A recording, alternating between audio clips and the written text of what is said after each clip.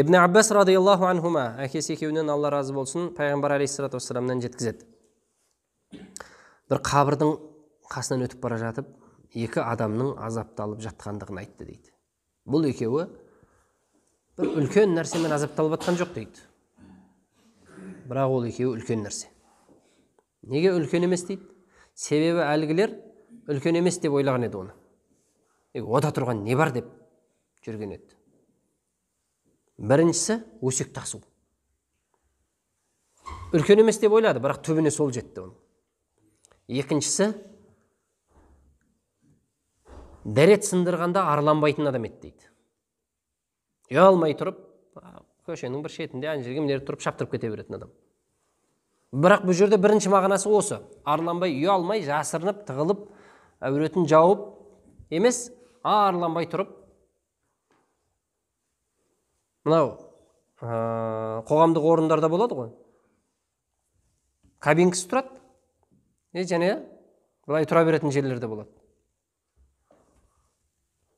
Барынша кабинкаға кіріп, ішке кіріп, дәрет сындырған жақсы. Себебі сіздің дәрет сындырып отқаныңызды біреу көрмеген жақсы. Ана жерде талтайып тұрып алып, соған істеп қойған ғой дейді. Жақсы, соған істеп қойды, бірақ сенің оқығаның бар, естігенің бар, әурат деген нәрсе бар, арлану. Бұл хадистегі бірінші мағынасы. Екінші мағынасы сол зәрден сақтанбау деп түсіндіреді. Зәр шашырап, тәніне, басқа жеріне шашыратып тұрып, шығаруда әбестік, дұрыс емес. Нәжіс, иә. Енді нәжістің көлемі бар ғой, ештеңе етпейді ғой деп кете беру де дұрыс емес. Болғаннан кейін барынша әлгі сол нәжістің келетін жолы бар емес па? Сол жолда қалып қойған тамшыларды шығарып, содан арылып барып, шығу жақсы.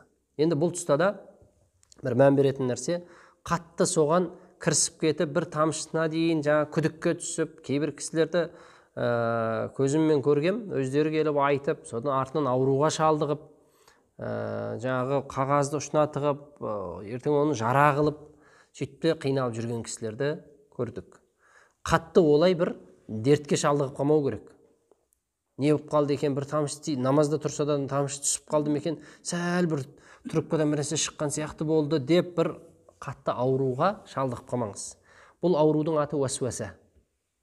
Шайтанның бір айласы бұлда. Сізді намаздан, құлшылықтан қалдыру үшін сөйтеді. Дәретханада жарты сағат жүргізіп алады. Сыртта жұмыс істей алмайсыз сосын.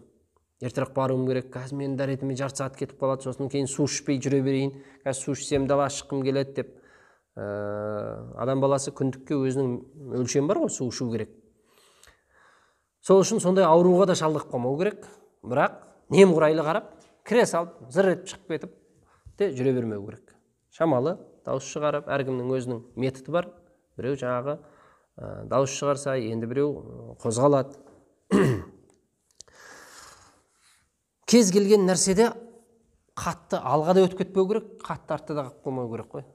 Бұл біздің үммет, орта үммет, сол үшін орта жолда ұстану керек.